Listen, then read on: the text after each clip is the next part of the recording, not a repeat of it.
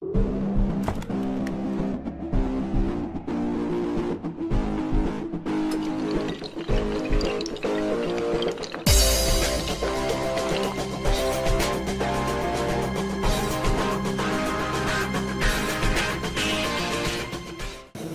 as I was about to walk up the stage, Obi just turned to me and said, "I wish you good luck, success." I thought, oh boy, I'm going to talk about failure, and he wishes me success. Interesting thing, we all want success, don't we? How many of you wish to have success in your life? In every aspect of your life. How many of you avoid failing and making mistakes as many times as you can?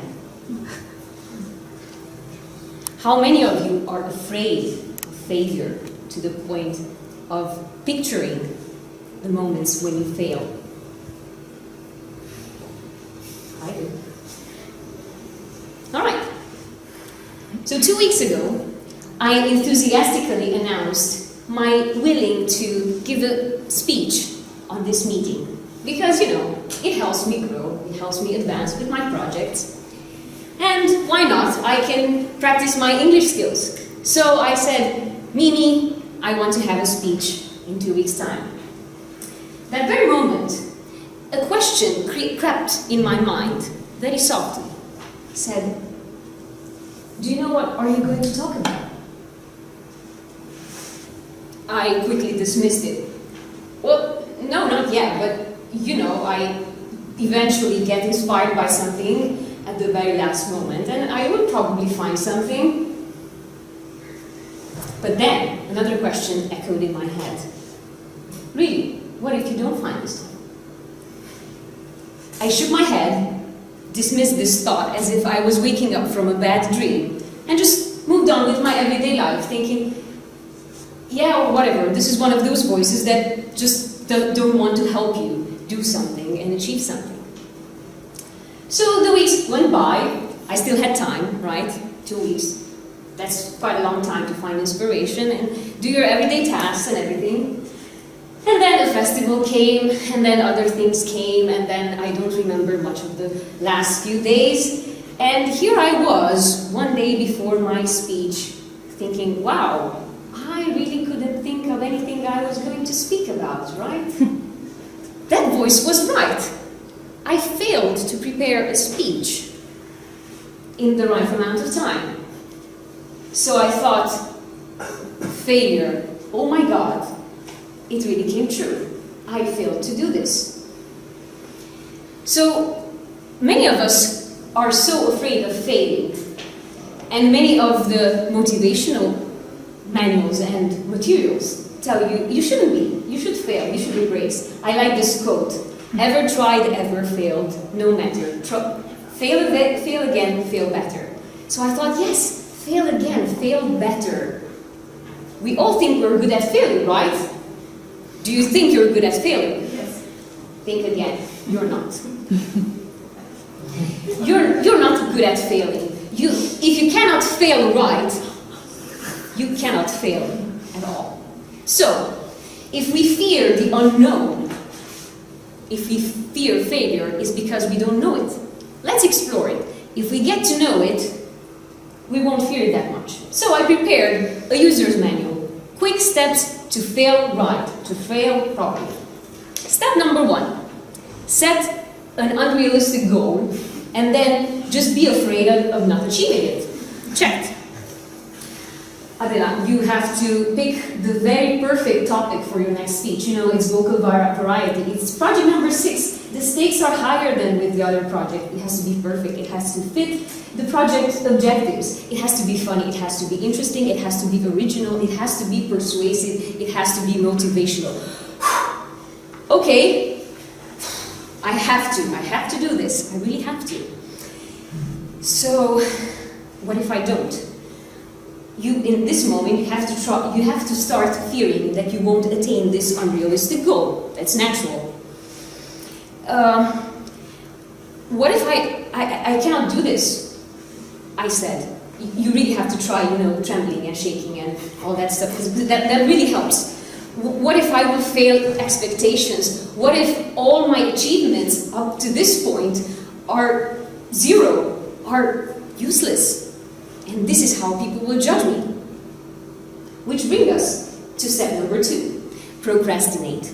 Once you've had your unrealistic goal, you have to postpone its realization as much as you can. Because, you know, you're not going to torture yourself with all that working and find out how to do this and find out what the things you're good at and the things you're not good at. So you have to procrastinate and think everything will be finished at the very last moment.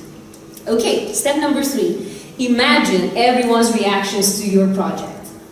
I can already picture Dacian in the audience, disapprovingly shaking his head, just showing me his concern about my evolution, and me thinking, sorry, Ovidiu, critically thinking about my speech, and thinking, interesting. And at the end of my performance telling me, Adela, this is a very interesting material. Can I use it for my training as a how not to do this, how not to do this speech?